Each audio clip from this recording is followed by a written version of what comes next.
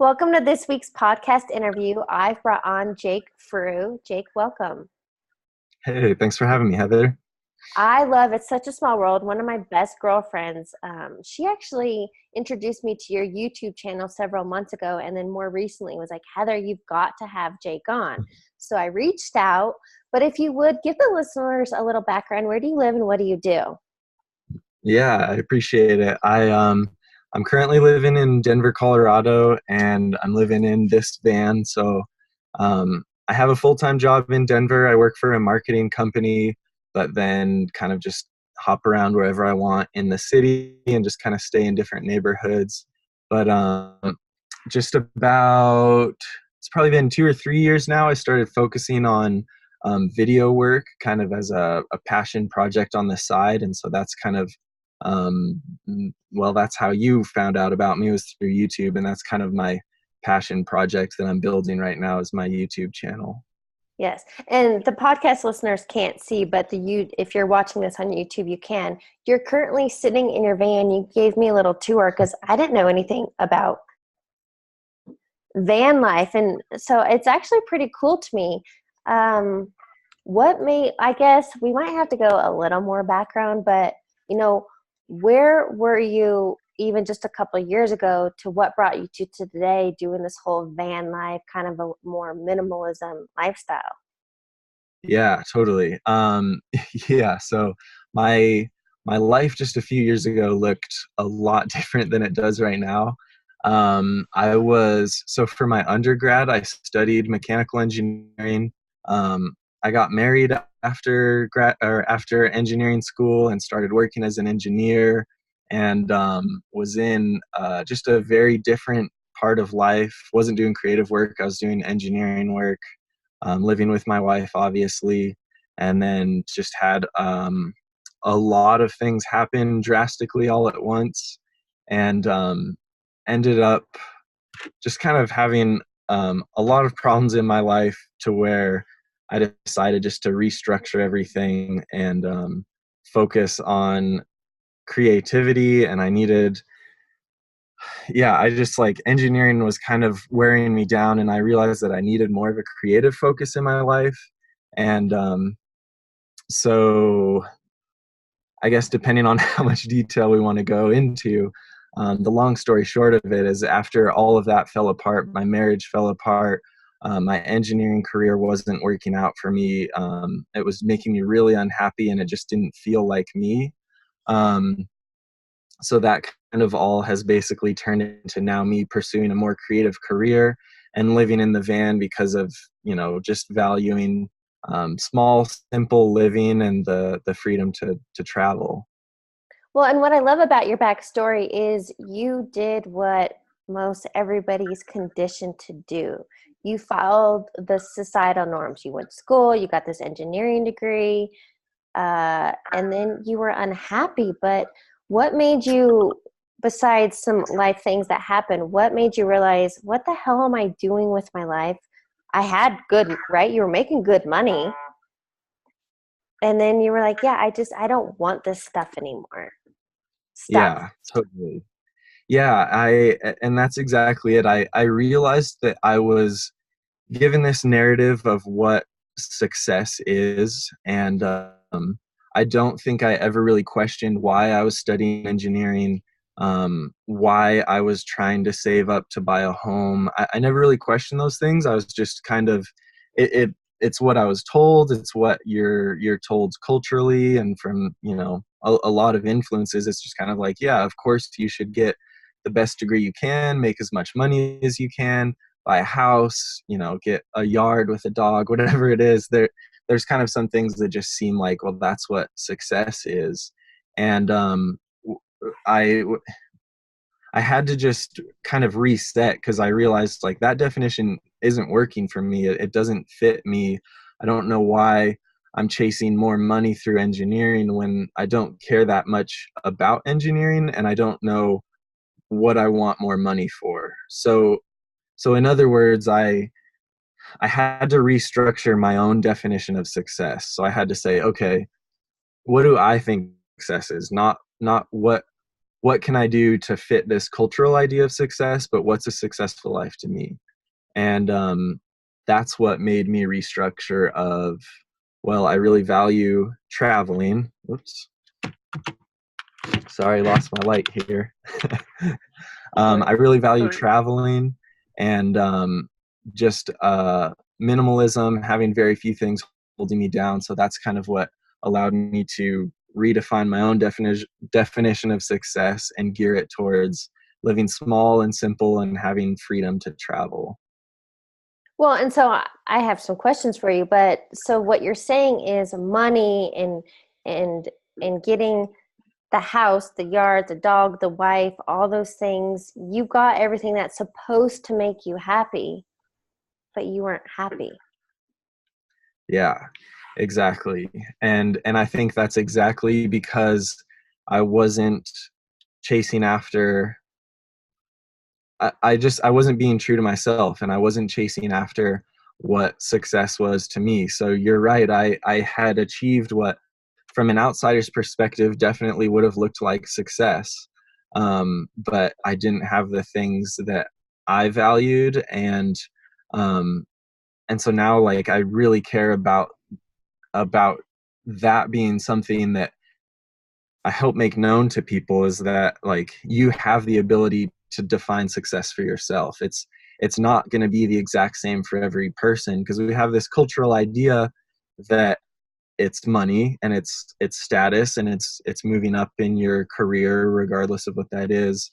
And I think we need to take a lot more time on the front end and say like, okay, what do I want my life to look like? Not, not how can I get as much money as possible, but what do I want my life to look like? And if it takes a lot of money to get to that life that you want it to be, great, that's awesome. Like pursue the money if that's going to get you to your goals, but you got to start with, what do you actually want your life to look like?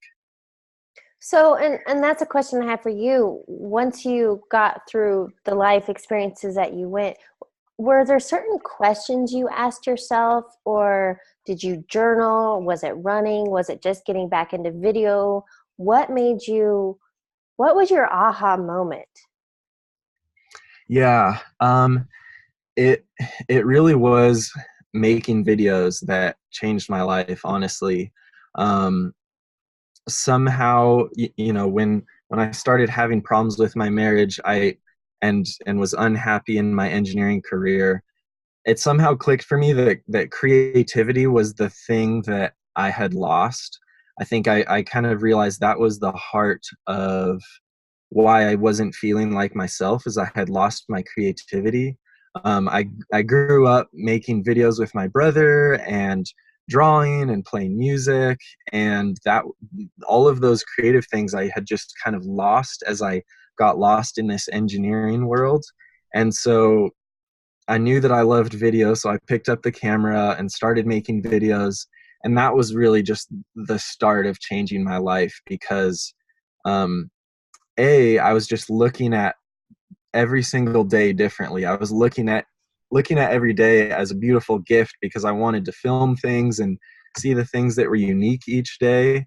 And I also started to look at my life as a story. So when you're making vlogs and YouTube videos, you become a lot more aware of story arches. And so it kind of freed me up to say like, these conflicts and these like just all of these struggles that I'm going through in my life are just character development in my story. And Uh-huh. so like as I was making videos, it really was an incredible coping mechanism, or just perspective on life, to be able to say like, I'm just a character in a story, and this is developing me, and these hard moments are the best parts of any movie or any story. I love your perspective on that. And what it sounds like to me is once you were able to let go of all the things you should be doing, you tapped back into that childhood hobby, that thing you loved that brought you so much joy. And now you found a way to be doing that again. And that's huge. And so, what I'm thinking, if I'm a listener hearing this for the first time, if they're stuck kind of going through life's monotonous routine, just going through life's motions, what advice do you give them? Yeah, as corny as it may sound, I think it's just to trust yourself. Um, I think it's so easy to get caught up in thinking that if there's a break in your resume or if your job isn't related to your degree, you're going to mess up this entire path, you know, that you've set yourself on. And I think I really had to learn to just trust myself and say, like, okay, like, I'm going to be able to support myself. I'm going to survive. I need to trust myself enough to take these risks and accept the fact that um, that I need to steer the ship here because engineering is clearly not doing it for me. And yeah, and so since I've taken that leap, it's like you just realize so much more when you care about something. Those opportunities are going to come. Like the work is going to come when you care about something and do it consistently. When I started, I had no interest in making money with the videos. I just was making them because I loved them, and I was making them at least once a week, if not more. And you just naturally have all of these opportunities arrive. You have people seeing that you care about what you're doing, and so they ask you if you want to film their wedding or film a video for their brand. And it's like all of these opportunities just started flooding simply because I loved it and cared about it and was consistently doing videos. So wait a minute. You're saying if you jump, the net will appear. That's exactly right. And I think that's what, and I know from coaching, especially coaching other people, most people are stuck in this fear, worry, anxiety, doubts, and all this crap that holds them stuck. And if people would, I mean, I've done it, you've done it, we're doing just fine, right? If people would be willing to be brave and courageous enough to just take that leap of faith and trust and have faith that literally everything will line up. As you said, the clients will come, the resources will come, the books you need to read. Everything will come. But somebody who's brand new and they're like, I'm easy for them to say. What do you tell them?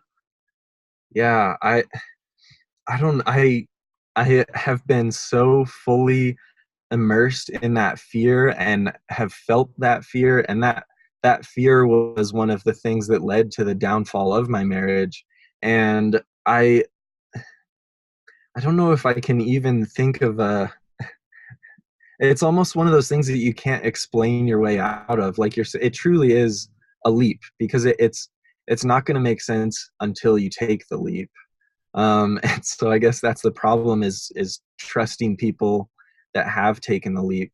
But I think it just makes sense if you have something that you're spending your spare time thinking about or researching or learning new skills in, how much better do you think you're going to be, you know, pursuing that and making a living off that rather than something that you're just doing because you think it's what you're supposed to do? You're going to be way more willing to put in the late hours and put in the extra research to do something you care about than to just do what you think is going to make you a lot of money to be successful. Yeah. What would you say, and for those that, all right, I believe in baby steps, right? I believe you can take small steps at a time consistently are better than no steps at all. So those that are like, well, I can't just quit my 9 to 5. I'm not suggesting everyone just quit their 9 to 5. Some people love it. Or Yeah. keep your 9 to 5, keep that stability of a paycheck, but start that side passion, start that hobby. Here's the thing, the internet is our best friend, right? If you don't know how to start a blog, write a book, start a podcast, videoing, editing, whatever, be resourceful.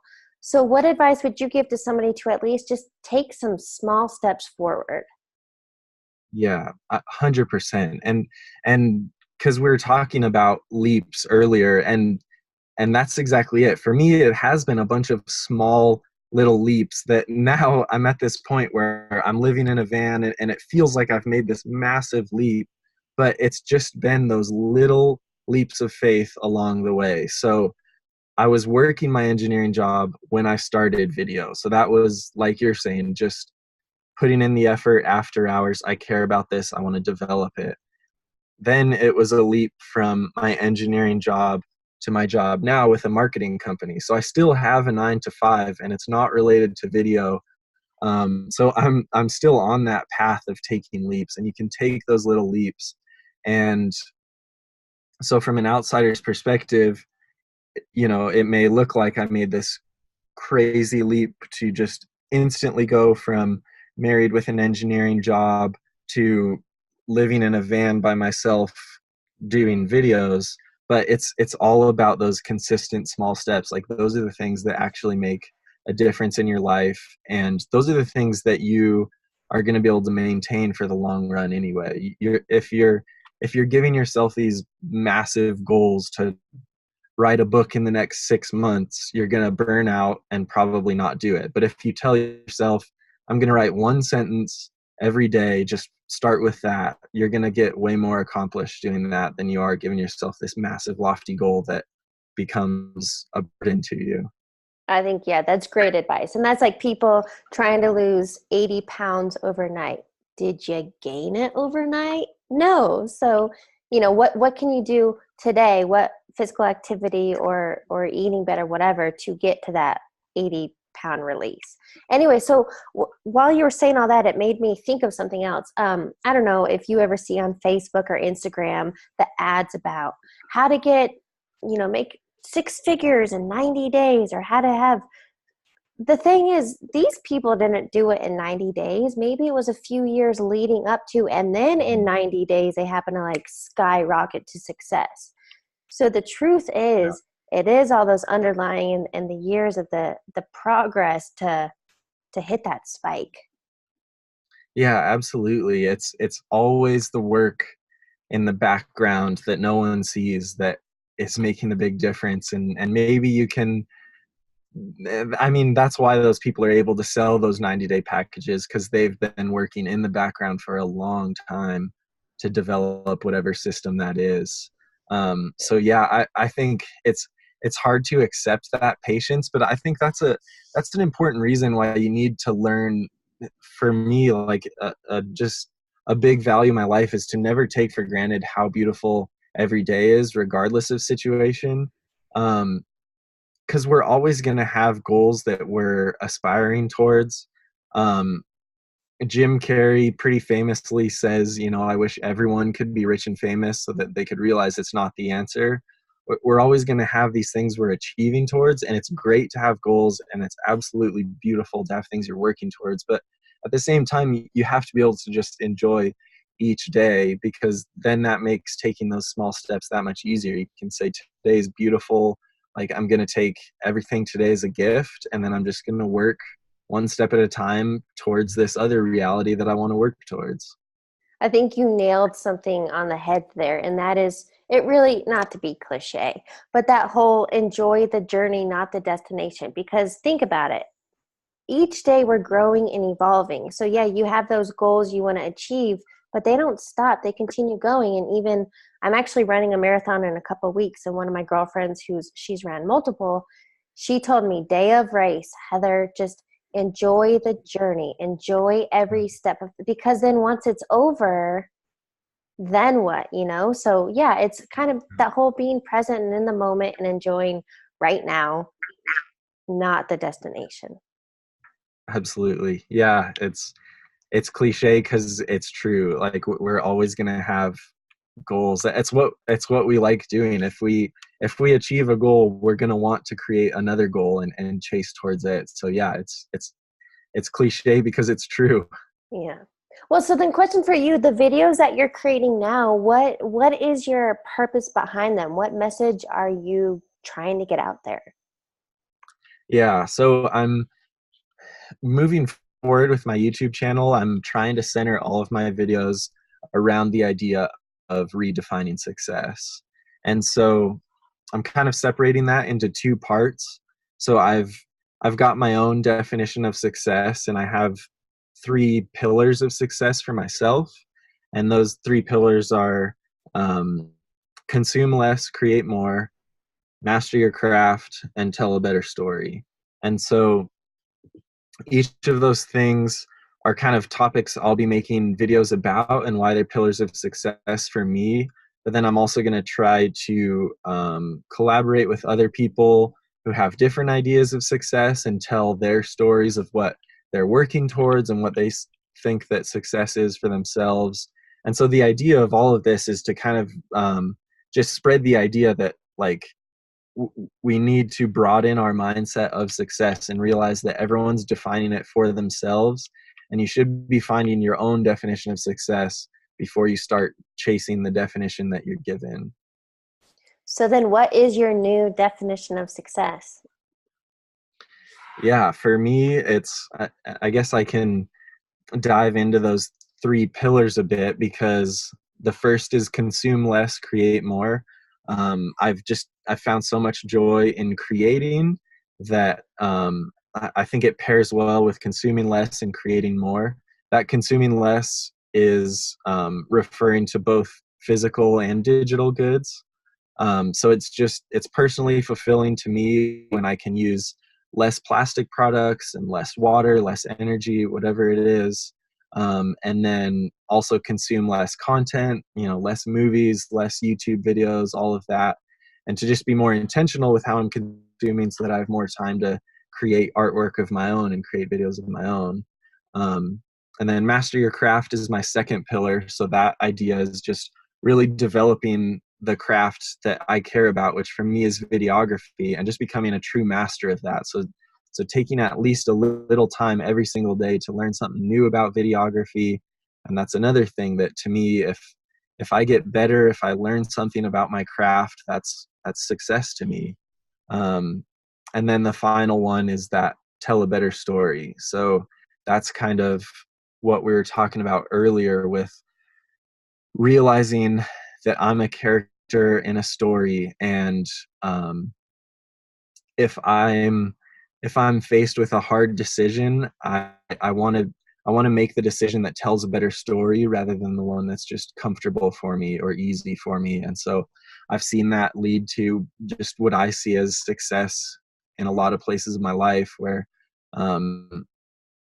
it leads me to either take the more adventurous decision or to just see the hard things in my life as beautiful things that are developing me. So those are, none of those three things correlate directly to money, but they're all things that fulfill me and get me working towards some of these goals that I have. So that's success to me. Yeah.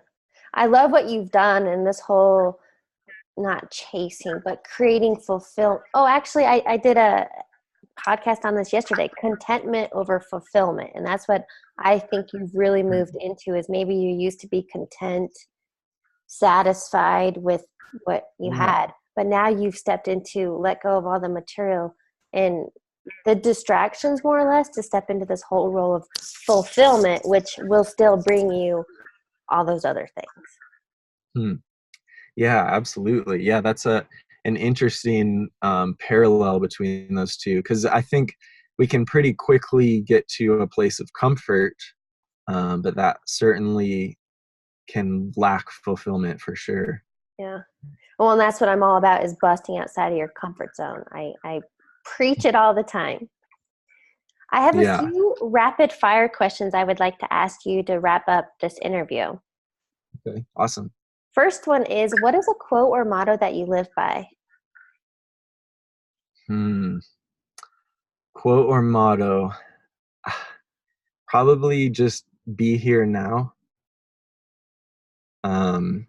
Yeah, just it's so easy to always be thinking of what's ahead and what I want and what my life could be. And like we've talked about, that's all good, but I have to constantly remind myself, be here now. That's a quote by Ram Dass. Just appreciate what you have now, and don't forget to breathe and take in all of the beauty that's happening right now. That reminds me, this past weekend I listened to a podcast interview with Michael Phelps, actually, while I was running. I had some free time. But Michael Phelps said, when you have, and I feel like so many people do this, when you have one foot in the past and one foot in the present, you're pissing on now. So, Yeah, that's really good. yeah, Yeah. awesome. What is a book you're currently reading or highly recommend? Yeah. I'm reading, the book is called This. by Michael Gungor. That's the one I'm reading right now. It's really, really good. It's pretty closely related to that first quote I said of "Be here now." It's just about recognizing the beauty of this, and essentially, it talks a lot about how all suffering is desiring anything other than we have right now, and so it's really good. It's a beautiful mix of spirituality and practicality, and talks a lot about fulfillment versus comfort, a lot of things like that. So yeah, I strong recommend. I'm not quite done with it, but it's awesome so far. That sounds like my kind of book. I'll write that down. And Yeah. finally, what advice would you give your younger self? Oh man. uh I have tried to record videos to my younger self, because I've seen other people do it as a practice, and it's very hard to do that without crying. So I'm gonna try not to do that right now. But I I would just tell my younger self to not be so damn hard on yourself. Um, to recognize that you have time to explore, um, and to not be afraid. I made a lot of my decisions out of fear, and that never leads to healthy decisions. That never leads to loving decisions. So yeah, I would just say, like, there's nothing to be afraid of. Don't be afraid. Don't be so hard on yourself, and just enjoy life and explore more. Oh, that's awesome. I'm so stoked to see your videos to come. I love what you're doing, and you Thank you. speak so well. Thank you so much. I appreciate that. It's really good talking with you.